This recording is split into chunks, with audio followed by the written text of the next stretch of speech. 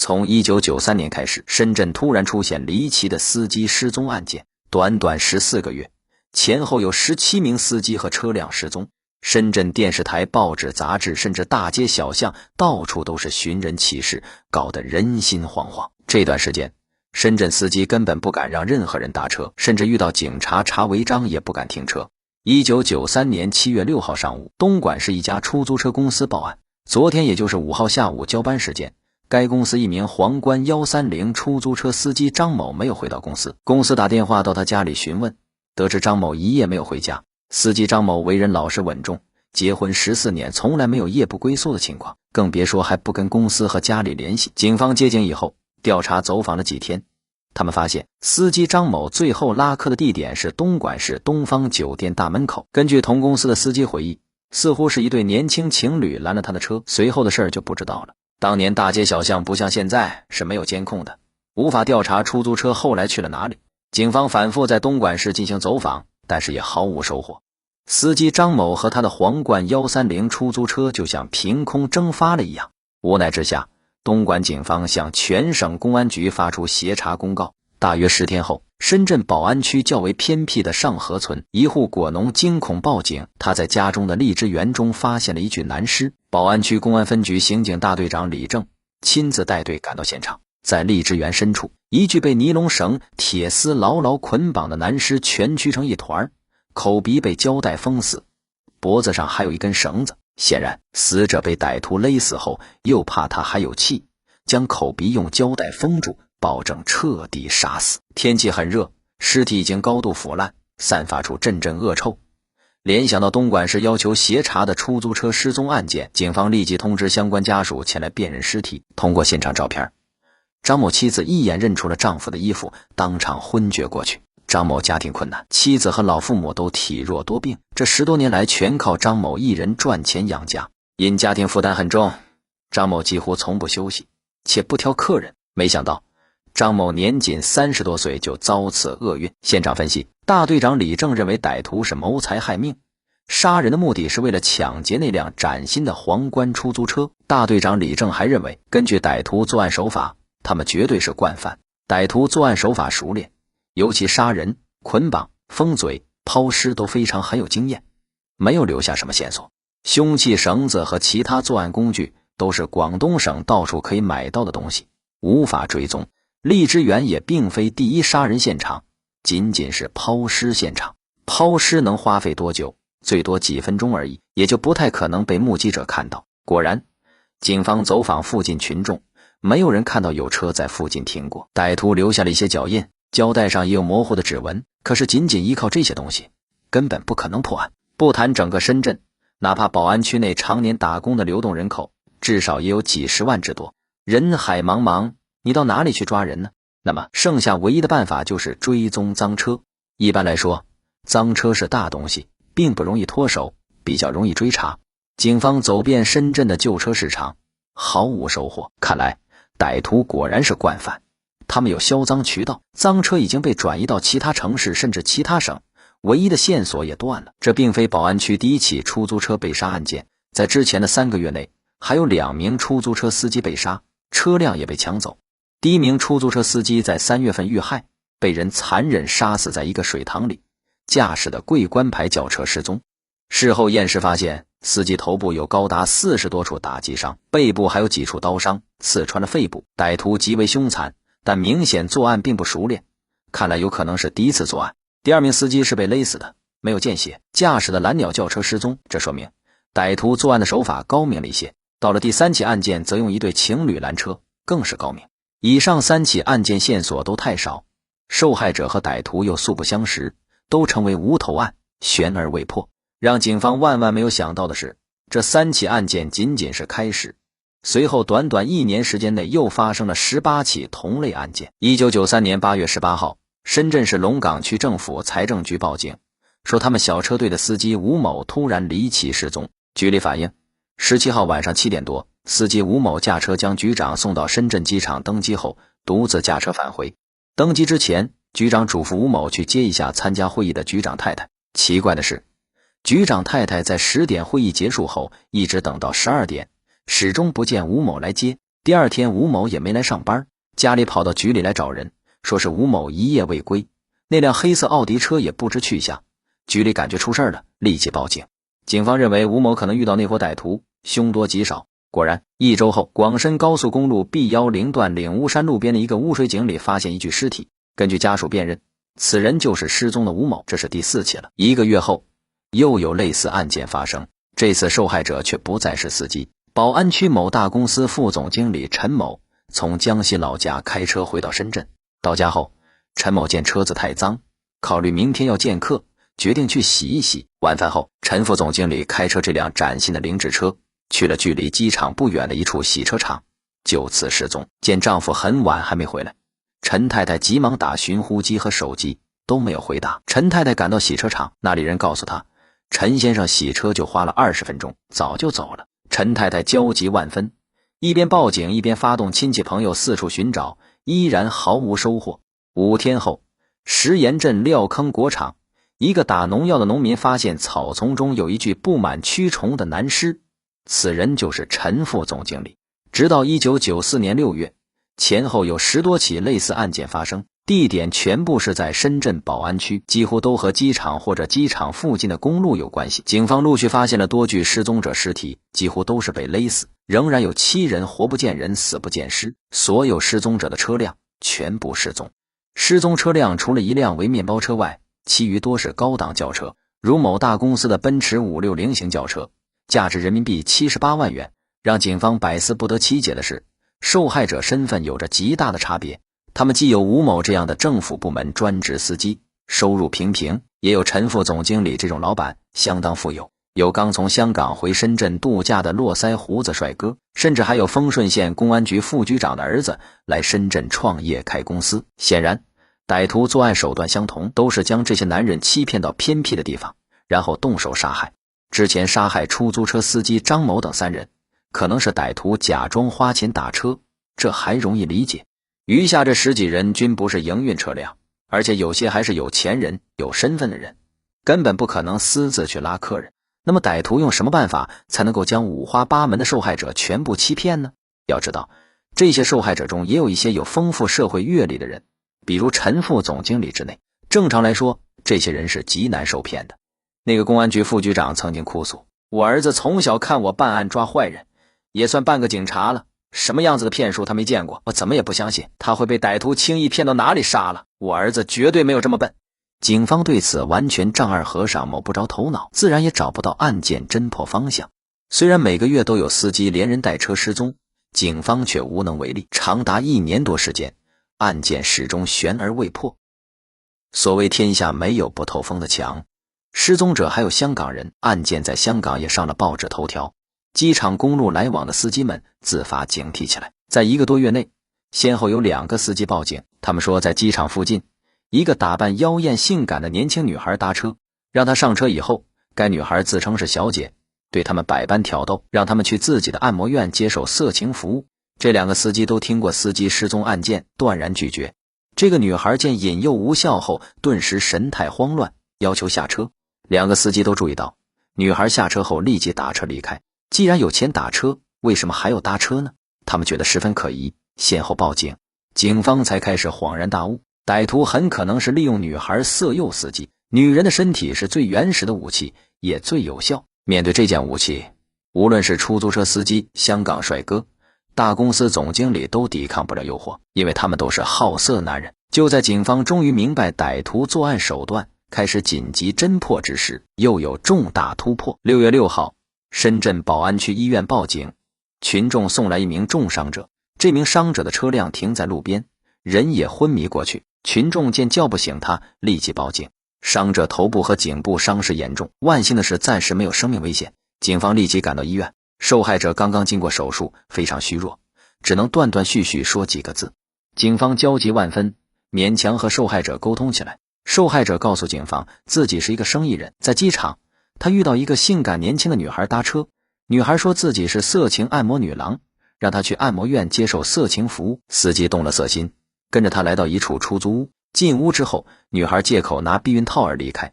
司机赶到房子内，似乎阴气重，不寒而栗。想到最近传说的司机失踪案，他心中发毛，性欲瞬间消失。半分钟后，司机也下楼试图离开。此时女孩正好打开大门试图出去，司机也顺势挤了出去。女孩拦住他，朝房内大叫。一旁突然冲出来几个小伙子，对司机拳打脚踢，一人还试图拿绳子勒住他的脖子。司机大惊，仗着身强力壮，推开女孩逃到院子里自己的车内。几个小伙子追了出来，挥舞木棍猛击司机头部，司机头部被重击多次，差点昏迷过去。因强烈的求生欲，司机咬牙将车辆开出院子，开了10几公里后才昏迷过去。遗憾的是，受惊过度，司机已经记不清出租屋的位置，只是描述了女子的长相和口音。奇怪的是，他的描述同之前2个司机不同，后者说女孩有明显江西口音，前者说是贵州口音。警方没有被这些区别迷惑，认为这是一个团伙作案，有多名女孩参与犯罪。根据连续2次失手，却仍然做第3个案子，看来这伙歹徒恐怕没有什么钱了。为了生存，歹徒恐怕会不顾一切冒险作案。从1994年6月6号开始，警方重点在机场附近严密布控，准备抓住这几个做诱饵的女孩，打开突破口。奇怪的是，时间过去了20天，几十名侦查员没有发现可疑女孩，看来这伙人也察觉到危险，想要躲一段时间。这个时候，警方没有解除守候，而是24小时蹲点。大队长李正亲自下达军令状，要求尽快侦破深圳历史上最严重的杀人劫车案。到了26号，侦查员于进杰有了发现，在守在候机厅门前，突然出现了一个穿着低胸性感黑衣的年轻女孩，连续拦住了几辆车。如果是试图打车离开机场，他应该拦出租车，女孩拦的却都是私家车，且全部是好车。于进杰悄悄摸到近处，发现这个打扮妖艳的女孩同之前2名司机的描述很相像。就在于进杰紧急汇报的时候，女孩上了一辆丰田佳美轿车离开了机场。糟了，他又找到猎物了。在警察眼皮底下，如果让这个司机被杀，那就是深圳警察最大的耻辱。大队长李正亲自带队出动几辆车子，沿着机场高速公路追击。有意思的是，丰田佳美的司机很快发现有警察跟踪，他误以为警察是在捉拿卖淫嫖娼，吓得把车速提到了130。当时深圳警方经费短缺，车子也很破烂，大多只能开到80公里，根本就追不上。最后还是大队长李正开着一辆上级特别奖励的公爵王轿车，才以140公里的高速将丰田逼停。出于慎重考虑，警方将司机也制服并戴上了手铐。司机吓得半死，一个劲儿说：“我没嫖娼啊，我是好心捎带他一段，你们说罚款多少钱我都给，千万不要通知单位和我老婆啊。”这个傻鸟还不知道已经在鬼门关上走了一圈。警方抓住这个性感女孩后，立即连夜进行突审。这个女孩年纪不大，却也不是省油的灯，她百般抵赖，拒不交代。她自称叫做庄肖明，20岁，是贵州贵阳人。她在深圳做按摩女，这次是为了省钱而搭车。面对警方让她说几句贵州方言，说几个贵阳的地名，这个女孩张口结舌，说不出来。不过女孩依然满口胡言，和警方纠缠，拖延时间。审讯了8个小时，直到第2天凌晨5点，这个女孩终于坚持不住，软了下来。警察跟她说：“你自己想想，深圳那么多人我们不抓，为什么偏偏抓你？你年纪轻轻，不要为了别人毁了自己。现在给你机会让你说，你说了就算是立功，可以宽大处理。你要是还不说，以后可别后悔。”听到这里，那个女孩忍不住哭了起来，说道：“不关我的事，我也是被逼的，我就是把司机带回去，其他什么都没做。要判多少年？会不会死刑？”随后女孩交代她的真名叫做刘玉香，是江西省宁都县人，半年前来广东省丰顺县喇叭厂打工。2个月后，她认识了出手阔绰的男友邱德喜，就不再打工，和他同居。他们一共3对情侣，住在一处出租屋内。男友邱德喜告诉她，他和另外2个男人是朋友，都是做走私车生意的。那个叫做张出强的是他们的老大。除了他们6个人以外，还有10个朋友也是一起做生意的，但平时不住在这里。之后，男友邱德喜让刘玉香和另外2个女孩打扮性感妖艳，去机场骗司机来出租屋。刘玉香问把司机骗来干嘛，男友邱德喜说是搞仙人跳敲诈，将司机吓跑，然后将他们的车子卖掉。刘玉香半信半疑，他们几个人生活奢侈，整天吃喝玩乐，花钱如流水，又没有收入。在男友的要求下，刘玉香没有办法，前后3次去机场诱骗司机。不过刘玉香胆子比较小，加上来深圳不久，没见过什么世面，她连续3次都没有成功。第3次还被警察抓住了。面对警方的质问，刘玉香最终承认以前的杀人劫车案子都是他们干的。刘玉香回忆，6月初的一天晚上，他们一起10多个人在皇宫半岛大酒店的包房里玩时，他们几个男人为分钱不公的事吵翻了天。当时回到房里，男友还无意中嘀咕道，不知道张出强他们把那家伙扔到哪里去了。刘玉香说自己当时听了很害怕，就问他们，你们不是敲诈吗？怎么还杀人？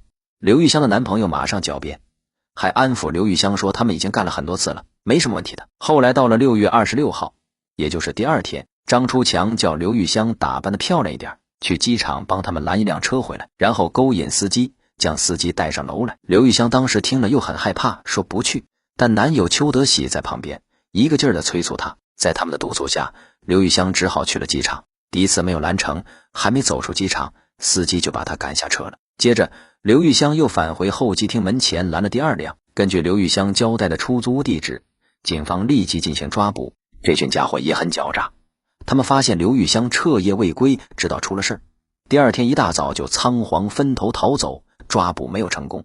根据刘玉香的交代，警方很快锁定了张出强和邱德喜以及另外2名女人的身份。经过紧急抓捕，先是张出强在丰顺县老家被捕，随后邱德喜在广州沙河表姐家落网。这些人被捕后也没有抵抗，很快就交代了其他同伙的去向。于是这个多达16人的团伙浮出水面，其中10个是男性，6个是女性。10个男人中有9个人直接参与杀人，1人负责销赃，没有直接杀人。至于6名女性，全部是作为诱饵引诱司机回来供男人杀害。在2个月内，16名案犯分别在广东、江西、贵州等地全部落网。这16名案犯被捕后都供述，真正的老大不是张出强，而是貌不惊人的张小健。让人更加无语的是，这群歹徒包括张小健在内都非常年轻，都在20岁左右。张小健年纪最大，也不过26岁。负责色诱的6魔女年纪更小，最大的谢秀云才23岁，最小的文亚娜也才19岁。张小健交代，他们本来都是去深圳打工的工人，为什么如此疯狂杀人劫车呢？就是2个字，为钱。当年深圳工厂被打工人称为血汗工厂，工人们都是3班倒，一天工作12个小时，一周工作6天，还经常加班，确实很辛苦。这16个人都是好逸恶劳的年轻人，根本不愿意在生产线上吃苦，他们都是吃喝嫖赌俱全的家伙，工厂那点工资也根本不够用。他们羡慕有钱人纸醉金迷的生活，为此不惜杀人。1993年3月的一天，张小健和3个朋友刚刚从一家歌舞厅出来，他们用完了最后一点工资，身无分文，而距离工厂下次发工资还有大半个月，下面要怎么过日子呢？4个人在大街上晃悠，看着川流不息的车流，突然张小健弟弟张小坡灵机一动，我们干脆抢一辆车到老家丰顺县卖了。丰顺到处都是走私赃车的，一辆车随便能卖好几万。张小健眼睛一亮，说对了，就这么干。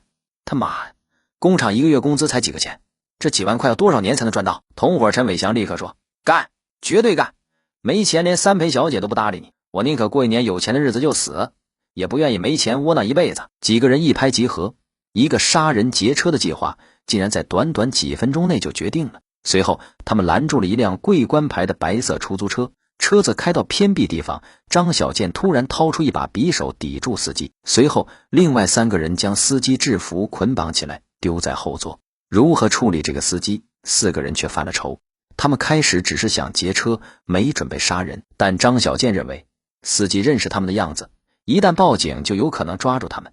持刀暴力抢劫出租车，在当年至少要吃10年牢饭。这4个年轻人都不愿意坐牢，简单商量一番，4个人竟然一致决定杀人灭口。毕竟是第一次杀人，这4人都有些心慌。他们先是捡起石头对着司机头上猛砸，司机被他们砸得满头是血，昏死过去。4人将尸体拖下车准备抛尸，没想到被拖动中司机突然醒了，苦苦哀求他们。4个人没有理会，再次猛砸司机头部，将他头骨都砸变形了。随后他们将尸体抬到公路下的池塘边扔了下去。没想到生命力顽强的司机竟然又醒了过来，还在水中挣扎。张小健大惊之下跳入池塘中，用匕首连刺数下，将司机活活刺死。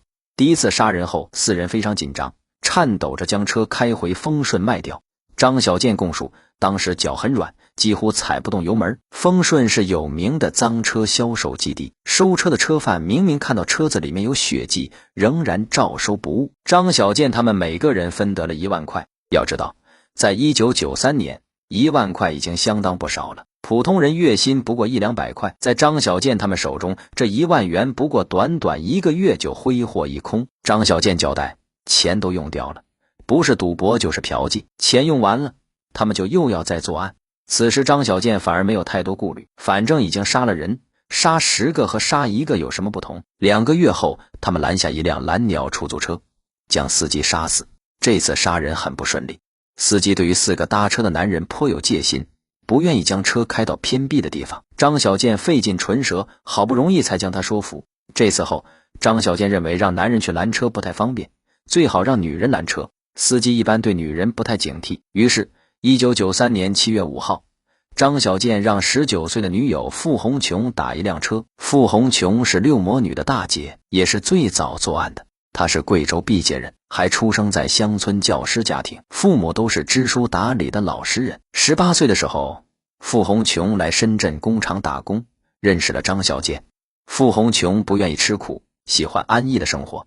张小健发现她爱慕虚荣，立即对她展开追求。张小健谎称自己是做生意的，很有钱，傅红琼只要做了他的女友，就可以不用工作。傅红琼觉得这样生活轻松很多，很快就从工厂辞职，和张小健同居起来。一开始，张小健没有把杀人抢劫的计划告诉傅红琼。在东莞市东方酒店门口，张小健让傅红琼出面拦了张某驾驶的皇冠130型出租车。随后，张小健借口去做生意，让傅红琼半途下车，换成另外3个同伙上车。司机张某最终惨遭杀害。稍后，张小健开着皇冠轿车回来，傅红琼发现司机不见了，他顿时害怕起来，问张小健出了什么事儿，司机去哪里了？张小健告诉他，他们把司机弄死了，车子准备卖掉。傅红琼吓得全身发抖，表示自己不干了，要回贵州老家。张小健和他大吵起来，扣押了他全部的证件，还说他也参与了作案，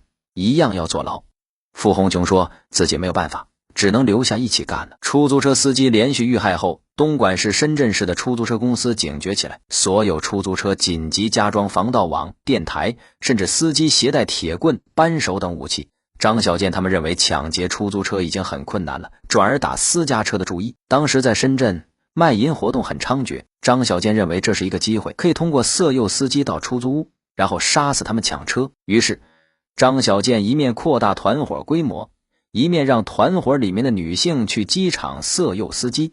后来团伙扩大到16个人，其中有6个是女性，这也就是六魔女。先是财政局的司机吴某被傅红琼等3人引诱，兴高采烈的去搞什么多人运动，结果刚进出租屋，吴某就被张小健他们扑倒，用电线活活勒死。陈副总经理也是一样，洗完车后，他被3个女人引诱去出租屋接受色情按摩，结果一命呜呼。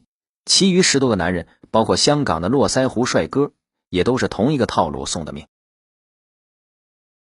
2013年3月20号凌晨，万籁俱静，一个为上班而早起的农民工在成都市青白江区一个建筑工地的垃圾堆上发现了一个黑色的大拉杆箱。好奇心驱使之下，农民工走上前去，拉开了拉杆箱。随着箱子的打开，一颗血淋淋的人头滚落了出来。农民工当即被吓得魂不附体。这名农民工赶忙和附近的工友一起拨打了110报警电话。警察很快赶到了现场侦查。凶手的手段极为残忍，这名女性的尸体被分成数段。如此残忍的手段，让人不禁猜测被害者和凶手之间必然有着深仇大恨。由于凶手手段极为恶劣，漠视人命，警方迅速成立办案小组，专门侦查这起抛尸案件。在办案民警的努力下，这些案件很快就被侦破。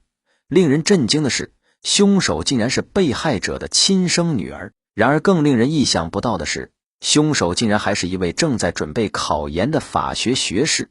知法犯法更令人发指。那么罗小敏究竟和他的母亲有什么样的深仇大恨，才会用这么残忍的手段杀害他的母亲呢？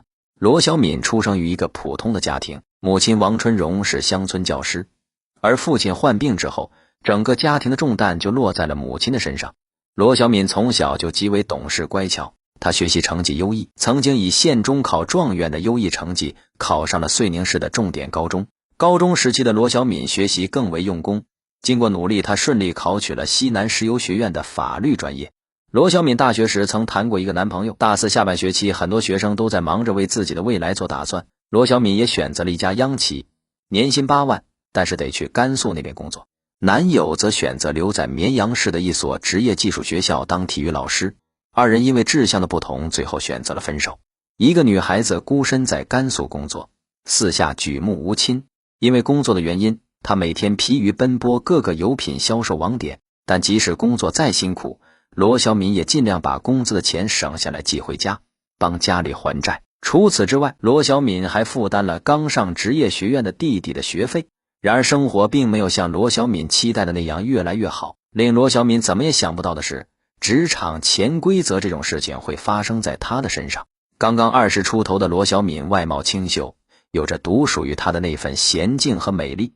罗小敏的直属领导注意到了这个刚刚大学毕业又青春靓丽的女孩子，他时不时地照顾罗小敏的工作，并且表示自己对罗小敏的欣赏。有一次，罗小敏的领导去外地出差，唯独只叫了罗小敏陪同。在一个商业酒会上，罗小敏多喝了点酒就回了酒店的房间休息。然而令他没有想到的是，领导已经在他的房间等候多时。此时的罗小敏还只是一个刚工作不久的女大学生，面对这种明晃晃的潜规则行为，罗小敏显得有些不知所措。但是在领导的引诱之下，罗小敏最终还是屈服了。不久之后，罗小敏就被调换了岗位，在领导办公室中工作。但是罗小敏很失望，因为那不是领导期许给她的岗位，她想渐渐和领导疏远。但是罗小敏的领导并没有善罢甘休，反而得寸进尺，步步紧逼。最后罗小敏的同事们发现了端倪，口口相传，不久领导的老婆便找上门来，对罗小敏破口大骂。罗小敏无法忍受职场的潜规则与屈辱，于是就辞职回了老家。辞去在甘肃的工作后，罗小敏想要在家休整，期望能稍微得到父母的安慰，从而恢复继续寻找工作的勇气。在甘肃发生的事情并不光彩，所以罗小敏并没有对父母说出真正离开公司的真相，而是以那里气候不好为借口搪塞了父母。罗小敏的父母听后很是不满，他们认为女儿吃不了苦，认为女儿不懂事，就这么轻而易举地辞掉了年薪8万的工作。面对不明真相的母亲的抱怨和失望，罗小敏只能独自承担这份绝望。罗小敏在家里待的这2个月，无时无刻都在饱受煎熬。因为辞去高薪工作的原因，她经常和母亲发生言语冲突。直到有一天，罗小敏把她给父亲煎好的药端到父亲的床前，却换来父亲对她的埋怨。罗小敏父亲的看法同他的母亲一样，都认为好不容易把罗小敏供养到大学毕业，大学毕业之后，罗小敏能有一份非常稳定且高薪的工作是非常不容易的。但罗小敏仅仅就因为吃不了苦而不珍惜这份工作，这同样让罗小敏的父亲对罗小敏感到失望和生气。父亲一气之下打翻了罗小敏端给他的药碗，父亲的指责让罗小敏直接崩溃，他再也忍受不了这个家了。失望之下，罗小敏头也不回地跑了出去。离开家的罗小敏孤身一人来到了成都，她在母校附近的棚户区租了一间房子，打算找工作。但是在找工作的路上来回奔波了2个多月，罗小敏也没有找到一份合适的工作。万般无奈之下，罗小敏打算先提升学历，然后再找一份合适的工作。在距离考研没多少时间的时候，罗小敏接到了弟弟的电话，说母亲得了乳腺癌。罗小敏顿时感到一阵天旋地转，她和弟弟一起回了老家。面对母亲憔悴的面容，罗小敏感到一阵痛心。这个时候罗母的病情已经发展到乳腺癌中期，也许是因为生了重病，这次罗母没有像之前一样对女儿不停的指责，她反而安慰罗小敏。父亲瘫痪在床，母亲又身患乳腺癌，弟弟才刚开始参加工作。此时所有家庭重担的压力全都压在了娇小的罗小敏身上。罗小敏之前在甘肃天水工作的这2年，身上也攒下了一些钱，但是大部分都被母亲拿去还债了。罗小敏的身上此时仅剩下6、7万元，弟弟也才刚开始参加工作，他的工资也不过才刚刚维持自己的生活。罗小敏把自己身上的全部积蓄全都拿来给母亲看病，她每天疲于奔波家里和医院，不仅要照顾瘫痪在床的父亲，更要照顾在医院看病的母亲。无奈之下，考研的事情只好中断，钱如流水般的花出去了。但是因为医疗条件的原因，罗小敏母亲的病情并没有好转，反而加速了恶化的趋势。2013年的1月，为了给母亲找到更好的医院治病，罗小敏托乡下的叔叔照顾自己的父亲，自己则带着母亲前往成都市的肿瘤医院接受治疗。罗小敏带着母亲在火车站附近的一家招待所租了一间出租屋，这里与肿瘤医院离得很近，但交通上方便了，出租屋的质量却得不到保证。他们租住的出租屋十分简陋，小小的房间不足5平方米，2张单人床便塞满了房间，每天的房租要花15块钱。为了省钱，罗小敏买来了电饭锅，在出租屋的过道上做一些简单的饭菜。为了生活，她每天来去匆匆，不得不逼着自己跟别人吵架，也没有时间去打扮自己。生活上的煎熬折磨的她连最后一丝的清秀和体面也没有了。治疗癌症的开销是巨大的，很快罗小敏身上的几万块钱就所剩无几，而母亲的病情却丝毫没有好转。疾病的痛苦让母亲每日每夜都在呻吟，听着母亲痛苦的呻吟声，她恨不得自己替母亲承受病情。挣钱的压力，母亲的病情，对前途的渺茫，这一切的一切把罗小敏压得丝毫喘不过气来。重重压力之下，罗小敏没有了之前的耐心，她的脾气开始变得暴躁，她不由得开始怨天尤人。她很努力也很要强，但为什么上天偏偏让她走上了绝路？罗小敏身上的积蓄已经花光，工作也没有找到，考研也考不成了。在和母亲谈到对未来的打算时，母亲又再一次的抱怨起了罗小敏。母亲埋怨她不该那么轻率的放弃自己的工作。母亲的埋怨成了压倒骆驼身上的最后一根稻草，累积的疲累和付出却换来了母亲的抱怨。罗小敏再也控制不了自己的情绪，她开始朝母亲大吼，她样样都比别人强，如果不是这个家穷，如果不是母亲和父亲的拖累，他又怎么会走到今天这一步？2013年3月19号，罗小敏的母亲再一次要求放弃治疗回老家，因为放心不下女儿独自一人在成都，罗小敏的母亲要求女儿和自己回乡下，可罗小敏不愿意跟母亲回去，她不想再面对家人的抱怨，而母亲面对女儿的不情愿，却再一次的唠叨起来。面对母亲一次次的唠叨和抱怨，情绪已经接近崩溃边缘的罗小敏再也忍受不住，她情绪突然失控，她用手中给母亲削水果的刀挥手刺向了正在说话的母亲，哪知这一刀下去，直接割断了母亲的喉咙。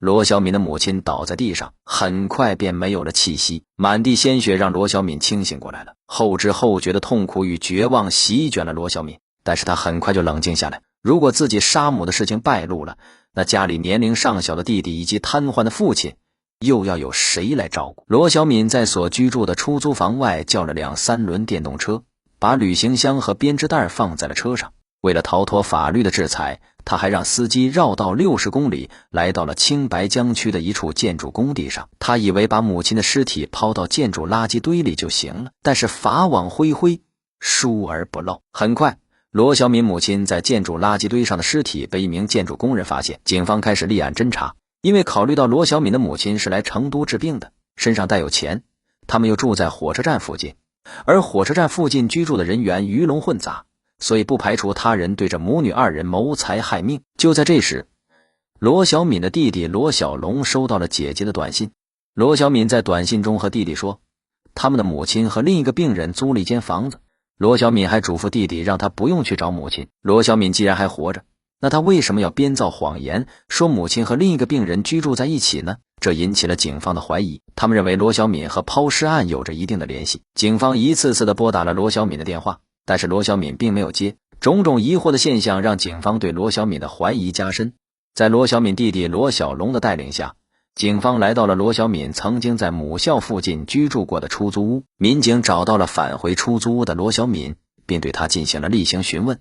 民警告诉罗小敏，他的母亲已经遇害。罗小敏也表现出了极大的痛苦，但是他坚称自己并不知道母亲的住处和所发生的一切。但是警方却从罗小敏的身上搜出了他母亲的手机。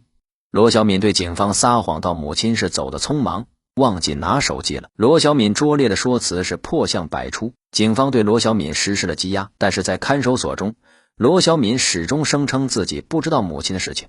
由于没有证据，警方也无法对罗小敏定罪。就在这时，一份监控资料送到了民警的桌上。这份监控资料正是罗小敏母女所居住的招待所的监控录像。在监控中，罗小敏手拿拖把和水桶的身形多次往返出现在监控录像之中。此时，案件的情形已经明了。面对铁证如山的监控，罗小敏一反常态，她反而对着民警露出诡异的微笑。她面无表情地对民警说：“母亲死了就死了呗，反正是在医院死的，和她又有什么关系呢？”此时罗小敏的行为极为诡异，她神情呆滞，有时面对民警和记者的询问会露出诡异的微笑，有时又坐在那儿一句话也不说。民警们感到疑惑，于是对罗小敏进行精神鉴定。但此时又一噩耗传来，罗小敏的弟弟始终无法接受自己的姐姐杀害了母亲的事实，在工作中神不守舍，发生了工伤事故。罗小敏终于无法忍受了，他彻底情绪崩溃，将事件经过全部讲述出来。罗小敏的家庭完全破碎了，这难道就是所谓的麻绳专挑细处断，厄运光找苦命人？也许罗小敏没有情绪失控将母亲杀掉，或许生活还有一丝期望。在这次事件中，也看得出罗小敏与父母之间十分缺乏沟通，父母只是通过自己获得消息，一味地对罗小敏抱怨与不满，而罗小敏也并没有将父母当作自己最坚强的后盾，没有及时的表达自己的情绪，导致了负面情绪一次又一次的积压。或许将自己被潜规则的事情告知父母，此时的罗小敏一家也没有办法进行反抗，但是至少父母可以更加理解和怜惜自己的女儿，而罗小敏也不必再背负着所有的负面情绪了。1996年，一名28岁的女教师拿出硫酸，对正在上小学的小女孩说：“来，老师帮你洗头。”随后便将浓度为 95% 的硫酸泼在小女孩的头上。随着一声惨叫，小丽君的面部瞬间皮开肉绽，她一边哭喊，一边本能地跑到路边向人求救。那位女教师就是杨玉霞。随后她去往小女孩的家中，将剩余硫酸泼在迎面而来的徐丽君母亲的脸上。究竟是什么样的深仇大恨，要杨玉霞做出如此惨绝人寰的事情？杨玉霞是土生土长的上海人，出生在一个普通的工人家庭，父母没有多少文化。杨玉霞从小到大就不爱说话，不过她学习努力，成绩也好，高中毕业就考上了一所中专师范院校。师范毕业后，杨玉霞被分配到上海杨浦区开鲁路一小任教。她工作认真，但是她性格太过内向孤僻，所以根本没什么朋友，就更别提男朋友了。后来杨玉霞终于结识了她的初恋男友，一开始两人情投意合，经历了爱情的甜蜜，杨玉霞以为找到了可以托付终身的眷侣。然而令人没想到的是，男友不久就抛弃了杨玉霞，另觅新欢。性格孤傲的杨玉霞一怒之下一把火烧了男友家里的电器，二人的感情也就此了断。直到1991年，23岁的杨玉霞认识了后来的老公李春生，两人认识半年后就结了婚。在杨玉霞的心里，李春生上过大学，又在企业上班，这次总算碰到了如意郎君，可殊不知仍是遇人不淑。两个经常因为生活中鸡毛蒜皮的小事争吵不休，李春生对杨玉霞谩骂不止，甚至对其进行人格侮辱，深深地伤到了杨玉霞的自尊。后来两人有了一个女孩，李春生有重男轻女的观念，对杨玉霞更加冷漠了。杨玉霞常常赌气跑回娘家，一来二去，丈夫也习以为常，随她去了。然而回到娘家，杨玉霞并没有得到母亲的安慰，她的母亲将杨玉霞夫妻之间的矛盾在街坊中传得沸沸扬扬。杨玉霞觉得自己丢尽了面子，内心又气又委屈。而在这时，杨玉霞遇到了一个她认为可以将她从失望的婚姻中拉出来的人——徐国初。徐国初是杨玉霞娘家的邻居，你来我往，两人交往越来越频繁。徐国初还向杨玉霞坦言，声称自己的家庭生活也不如意，想找一位重感情的人共同生活。杨玉霞本来就对徐国初颇有好感，听了他的话后，杨玉霞孤寂的心不禁狂热地燃烧起来，于是两人便开始了这段违背道德的恋情。但是二人偷欢很快就被李春生发现了，李春生愤怒不已，直接去杨玉霞家找他母亲评理。杨玉霞一气之下搬出家中，一般就是2个月。这期间杨玉霞和徐国初可是方便多了，两人关系越来越近，必然要考虑下一步。杨玉霞早就有了和李春生离婚的念头，但是李春生不肯，即使知道杨玉霞在外面有人的情况下，他依然为了女儿不肯和杨玉霞离婚。对此杨玉霞怀恨在心，多次在徐国初面前说早晚要做掉他。徐国初对杨玉霞的这些话可是大吃一惊，他不知道眼前这个看似瘦弱的女人竟有这样歹毒的语言。徐国初打算悬崖勒马，担心这么歹毒冷漠的女人在结婚后会对自己的女儿不善。杨玉霞在之后发现徐国初对自己越来越冷漠，她意识到这个男人要抛弃她了，她感觉自己的感情再次被欺骗，开始大吵大闹，威胁逼迫他跟自己的老婆离婚。徐国初知道自己出轨的事情迟早会被老婆知道，于是在当晚将一切跟他的老婆顾夏平坦白。顾夏平念在夫妻一场，原谅了徐国初。1996年8月初，为了彻底和杨玉霞断绝关系，徐国初提出给杨玉霞5000块钱作为补偿，二人以后也不要再来往了。杨玉霞看到徐国初掏出的钱，当即气愤到极点，咆哮着说自己又不是出来卖的，要这些臭钱干嘛？这件事情没完，自己半年之内还要找徐国初，总要把这事情给解决掉。1996年9月5号，杨玉霞直接来到徐国初家找他。徐国初一听见是他的声音就不开门，杨玉霞就拿砖头砸玻璃，最后徐国初无奈只好打开门。杨玉霞这次不是冲着徐国初来的，而是冲着顾夏平来的。他本以为把两人的事情告诉顾夏平，顾肯定会对徐国初大发雷霆，但是出乎意料的是，他不仅没骂徐国初，反而转过身来骂自己，骂他是勾引男人的狐狸精，让他赶紧滚蛋。两人陷入了争吵之中，最后还是邻居把两人给拉开了。后来杨玉霞在外声称不会放过徐国初一家3口。9月8号，徐国初找到杨玉霞，警告他不要动自己的女儿徐丽君，有什么事情可以冲着他来。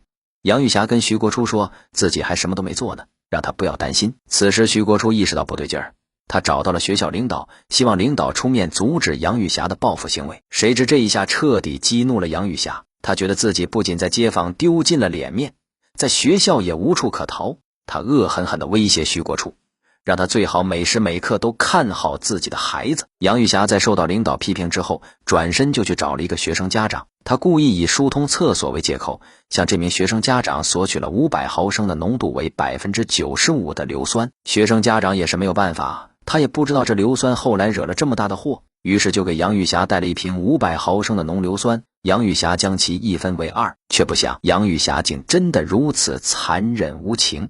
9月10号，教师节与杨玉霞的生日联袂而至。在下午，学校放半天假，杨玉霞带着女儿同学校的老师去浦东玩。9月11号，案发当天，杨玉霞先给李春生写了一封遗书。在遗书中，她写道：春生哥，我对不起你，对不起孩子，我真后悔呀，当初没能妥善处理好咱俩的关系。现在我要向那个欺骗玩弄我感情的流氓复仇，你和孩子要坚强的活下去，审判的时候别让孩子来看，他会受不了的。写完遗书，杨玉霞便带着2瓶 95% 的浓硫酸去了阴行路一校。这所小学有杨玉霞认识的同事，化名燕子，燕子和徐国初也认识，曾经调节过两人之间的关系。杨玉霞在跟燕子打过招呼之后，将8岁的徐丽君带出学校，带到空无一人的工地上，故意说她的头发弄脏了，将浓硫酸直接泼到了她的头上。伴随着女孩的尖叫声，杨玉霞冷漠无比地转头跑向自己的自行车，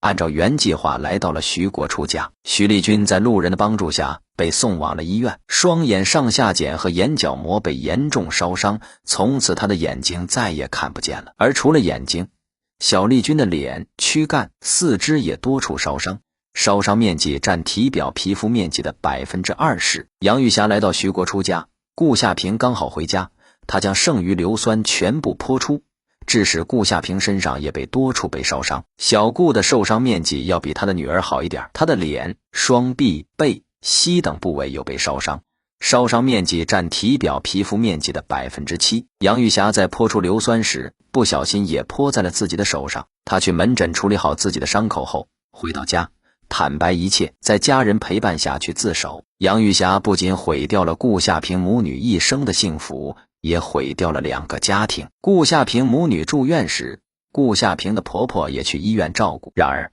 当她走进医院，刚要进病房的时候，却听到一群女人正聚在一起咒骂自己的儿子徐国初。他一时觉得无地自容，羞愧难当，竟然心脏病突发离世了。在案发40天的时候，杨玉霞的婆婆在卫生间给杨玉霞3岁的女儿洗澡时，突然倒地不省人事，53岁的生命戛然而止。徐丽君眼睛失明后被送到上海一家盲童学校上学，但由于生活不便，她只上了1学期就辍学了，从此就一直宅在家里，5次3番的被情感伤害。可怕的复仇情绪让杨玉霞成为了魔鬼，再加上自身十分偏激极端，为了复仇丧尽天良，泯灭人性。1996年12月10号上午9点55分，上海市最高人民法院以伤害无辜、手段残忍、后果严重等驳回杨玉霞上诉，维持原判死刑，立即执行。10点50分，杨玉霞被依法枪决。可是杨玉霞的死却无法换回一个8岁小天使原本自由愉快的童年，无法弥补原本属于2个家庭的幸福。